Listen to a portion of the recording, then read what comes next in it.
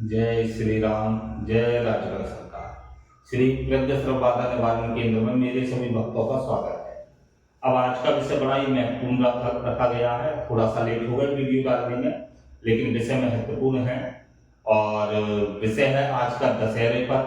भाई दशहरा क्या है और दशहरा क्यों मनाया जाता है और दशहरे पर क्या करना चाहिए जो कि एक साधक सिद्ध साधक बन सके और अच्छा साधक बन सके।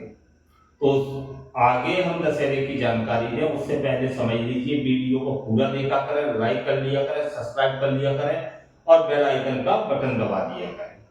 और सर्वप्रथम मेरे संस्थान का रजिस्ट्रेशन आवश्यक होता है। जो व्यक्ति चाहे फोन लगा करके बात कर सकते हैं। हर वीडियो पर मेरा नंबर होता है और मेरे जो है व्हाट्सएप पर मैसेज करके व्यक्ति जो है मुझसे जानकारी ले लिया करे, है ना। किसी भी साधना के शक्ति के विषय में जानकारी लेना है तो आप व्हाट्सएप पर मैसेज करके उसकी विधिगत जानकारी ले सकते हो या व्हाट्सएप पर जानकारी दे करके फोन लगा करके बात कर सकते हो। मेरे यहाँ बात करने के लिए कोई भी समय निर्धारित नहीं है। आप किसी भी समय आप हमसे बात कर सकते हो। सिर्फ हमें जानकारी होना चाहिए कि आप फोन लगा रहे हो और कौन व्यक्ति मुझे फोन लगा रहा है, कहां से है, ये मुझे आपकी जानकारी की अति आवश्यकता होती है। अब आ जाइए विजयदशमी मतलब कि दशहरा। दशहरे पर जो भी भक्त आध्यात्मिक जगत का सर्वश्रेष्ठ दिन होता है दशहरा, ये पहले आप समझ लीजिए। और इस दिन सबसे बड़ी सिद्धि, जो सबसे बड़ी शक्ति होती है उसकी होती है। ये तो हर वक्त जानते होंगे कि बुराई पर अच्छाई की जीत को दशहरा मनाया जाता है। भगवान राम ने रावण का वध किया था। इस दिन बड़े से बड़ी प्रचंड शक्ति को जागृत एक ही दिन में किया जा सकता है। एक ही दिन में व्यक्ति त्रिकालदर्शी बन सकता है। एक ही दिन में व्यक्ति गद्दी चलाने योग्य बन सकता है। एक ही दिन में व्यक्ति अनेकों प्रकार के कार्य कर सकता है। इसका विधि विधान आपके पास पूर्ण होना चाहिए। साधना भले इसमें कोई बाध्यता नहीं है, इसमें विशेष साधनाएं मैं आपको बता दूंगा, लेकिन हर प्रकार की साधनाएं आप कर सकते हो।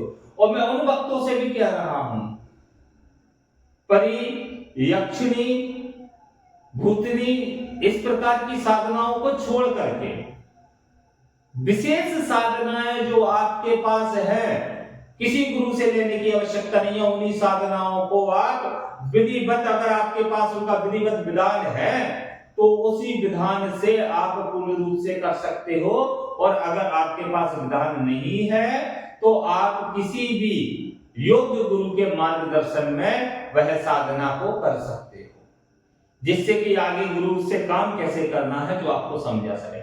देखिए दशहरे पर साधना करने के लिए एक गुरु की आवश्यकता तो होगी।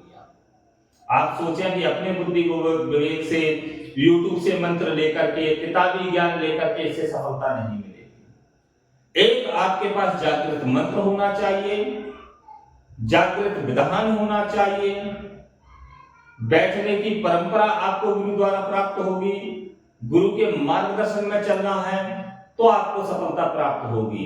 एक कोई भी शिष्य हो, गुरु जहां आप जब जिस समय आप साधना कर रहे हो उस समय अगर गुरु का सानिध्य और गुरु का साथ नहीं है, ये आवश्यक नहीं है कि आप गुरु के संस्थान पे कर रहे हो, आप घर पे भी कर रहे हो, घर से बाहर कर रहे हो, शमशान में कर रहे हो या गुरु सानिध्य में कर रहे हो, कहीं भी आप साधना कर रहे हो तो आप ये समझ लीजिए विधिवत अच्छी तरीके से कि आपको एक अच्छे और योग्य गुरु होना आवश्यक है, जो आपके साधना कार्य में आपको समय दे सके और भरपूर समय दे सके।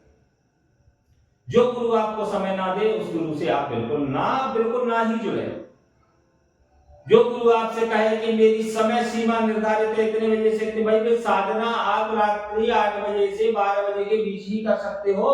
2 बजे से पहले साधना समापन करना अति आवश्यक होता है। पहला विषय समझ। अब इसमें साधनाएं कौन कौन सी कर सकते हो?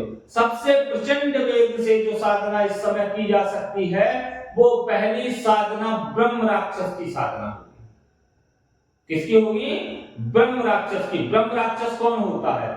जो ब्राह्मण अपनी गति से भ्रष्ट हो जाए, मां सुमद्रा का सेवन करे, ब्राह्मण ही ब्रह्म राक्षस बनता है। ब्राह्मण ही ब्रह्म राक्षस बनता है। ये सबसे विकराल और सबसे प्रचंड शक्ति होती है। गुरु सानिध्य बिना इसको बिल्कुल मत करना, मैं आपको पहले ही बता रहा हूं। दूसरा, आप जिंद साधना कर सकते हो, राक्षस साधना कर सकते हो,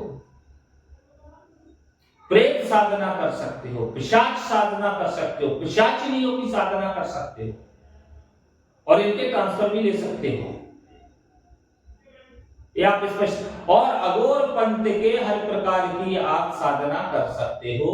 उसमें गंगाराम हो, मनसाराम हो, किसी भी प्रकार के हो, या अनेकों नाम है अघोरियों में। इसमें नाम गिनाऊंगा तो आप लोग भ्रमित हो जाओगे, गुरुजी ने क्या क्या गिना दिया। मुंजा साधना कर सकते हो, मुंजा को भी आप सिद्ध कर सकते हो पूर्ण रूप से, पूर्ण शक्तिशाली। इस समय जो साधना करोगे इसमें प्रचंड रूप से आपके हर कार्यों को, जो आपकी मनोकामना होगी, इस प्रकार से हर कार्यों को करने में सफल होंगे। अब सबसे बड़ी बात, इस विजयदशमी पर आपको और कुछ भी कर सकते हो।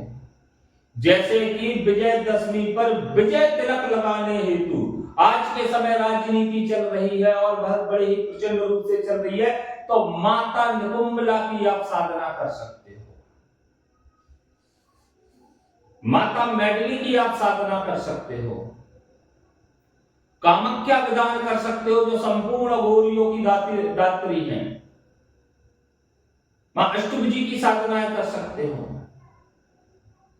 तो जिन भक्तों को दशहरे पर करना है, तत्काल समय तो नहीं है, तत्काल जुड़ जाएं। और ये विधान दशहरे के लिए ये वीडियो नहीं है, ये दशहरे जीवन भर के लिए ये वीडियो है। जिन भक्तों को जुड़ना है तत्काल जुड़े। मेरे यहाँ रजिस्ट्रेशन आवश्यक है और मैं हर वीडियो में बोलता हूं मेरे यहाँ रजिस्ट्रेशन का शुल्क 2100 रुपए है। और आज से एक विधान और बदल रहे हैं हम, आज से किसी भी भक्त को व्हाट्सएप पर राम राम प्रणाम नहीं की जाएगी, क्योंकि भक्त लोग उसके बहुत भक्त हैं, अनेकों भक्त हैं, वो ये सोचेंगे गुरुजी क्यों, हमें तो आपसे प्रणाम करना है। लेकिन अनेकों भक्तों का क्या कहना है, हमसे अभी 1-2 दिन में हमारे पास ऐसे मैसेज आए कि गुरुजी आप सुबह सुबह प्रणाम करके हमें परेशान करते हो। अरे भाई, प्रणाम करके हम आपसे पैसा थोड़ी मांगते हैं, सालों साल आप हमसे जुड़े रहते हो, हम आपसे 10 रुपए नहीं मांगते। हमारी राम राम करने की आदत है, प्रणाम करने की आदत है, तो अब भय भी हम बंद कर देते हैं, कोई समस्या नहीं। तो जिस भक्तों को वीडियो समझ में आ जाए तत्काल व्हाट्सएप से जुड़े और फोन लगा करके बात करें। जय श्री राम, जय राघव।